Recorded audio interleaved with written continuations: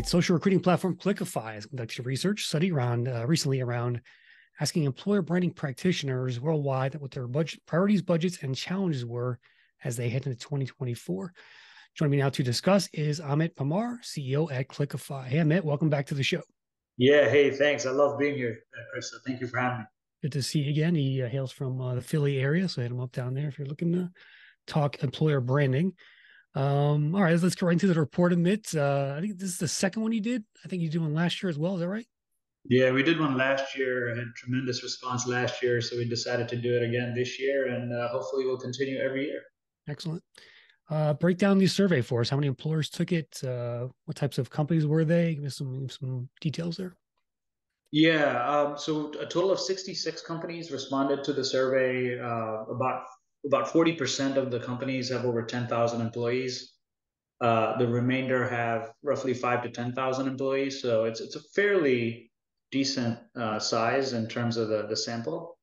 And these are global companies, and in particular, about 72% or 71 rather percent of respondents are in employer branding titles in these companies. So just super excited to have launched this with some really interesting insights. Nice. So let's go over the summary here, and we'll put a link to this in the show notes for the listeners and the viewers out there. But break down what's in this thing and what you're going to learn from it. Yeah, look, so when we organized this survey, we asked very pointed questions about what are your top 3 to 4 priorities, challenges, how's the budget shaping up, um, how happy are they with the tool sets they have? Because Clickify is a platform, it's a technology solution, so we're very keen to understand that from our audience. And that's how the survey is designed. And the feedback we typically get is, all right, for this year and in particular, or 2024 rather, in particular, they're focused on a few things, the employer branding practitioners around the world. Number one being employee experience. So there's a lot more what we call internal focus on employer branding efforts. So typically, employer branding professionals are used to doing a lot of their work that is more externally focused in terms of how do you attract candidates. But we are seeing that focus start to shift a little bit more into how do you engage the internal employee base to drive your EVP and helping them understand what your EVP is as well. Yeah, that's an interesting trend there. It's not typically something companies often think about is your kind of internal reputation there, but that's it's pretty fascinating. Plus, it's also helpful for the employees too. If you want them to be, recruiters for your organization, you really have to explain to them what the EVP is, right? Yeah, absolutely. And there's a whole employee advocacy component that keeps coming up. It came up as a top priority in our last survey as well last year, and that continues to be a focal point. And it's inside out branding, if you will, right? The other key item that came out in the survey this year as a key insight is designing the EVP from a differentiation standpoint, right? So more and more, I'm sure you heard the term employer branding. So what's happening is a lot of the content on career sites, it's looking similar to all the other companies, right? So what are those really unique factors that are actually going to make you stand out in a positive as well as in a realistic way with candidates compared to your competition? And so that's another area of focus based on what we found, based on the feedback we received in the survey. Yeah, employer branding is a good phrase there. All right, let's move into the priorities here. So you've got a couple of bullet points here, but run us through the top priorities for employer brand professionals today. Yeah, so unique EVP, right? So it's easier said than done. Really identifying like what separates you from your competition in a realistic and authentic way. Capturing like local content because a lot of our survey participants are global in nature. They have global roles.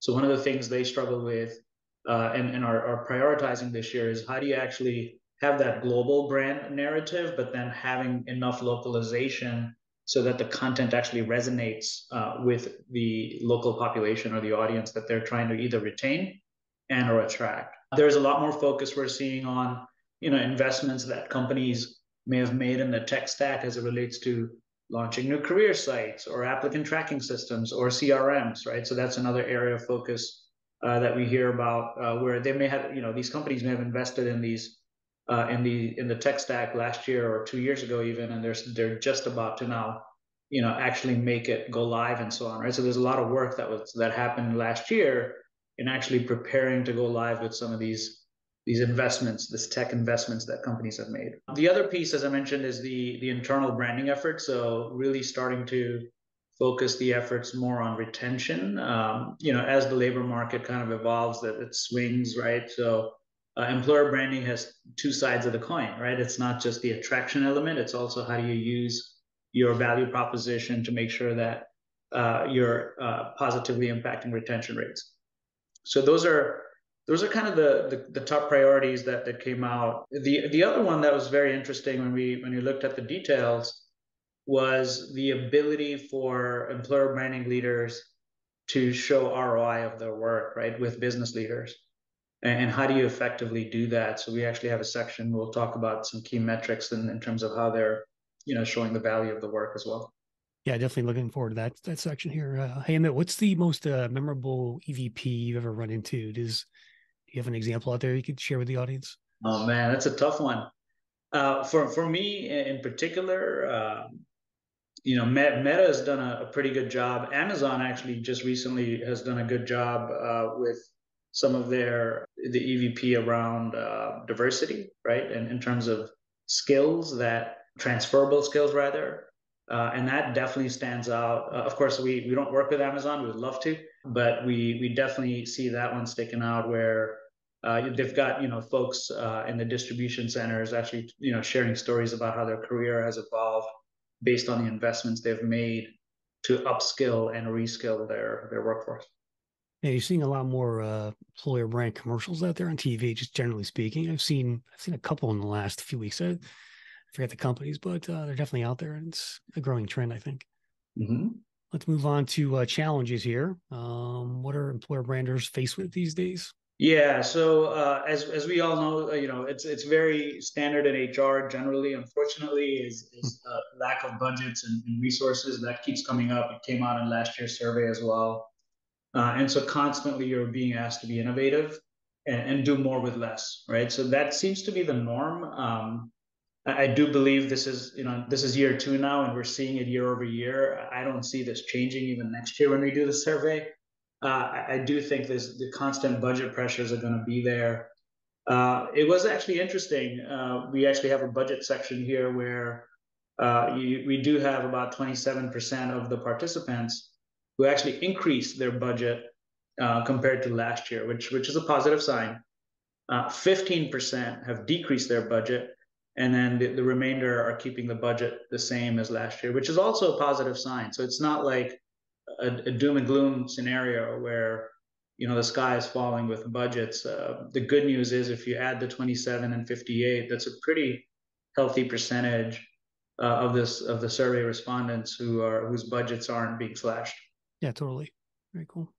What is just a general question, but what's a typical budget for a big, Fortune 1000 company when it comes to EB? Give me a Yeah, number. Like, yeah. Actually, so the slide after this one actually breaks it down. So oh, we okay. actually have annual spend, and this is the first time we did this because we actually had really credible data on this to be able to report out on this.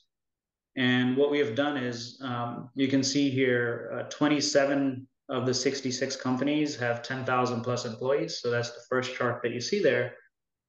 And you've got about half of them, a little less than half of them, spending about 300 to 350K. And then if you go to the left, you've got upwards of $5 million that are being spent on employer branding initiatives.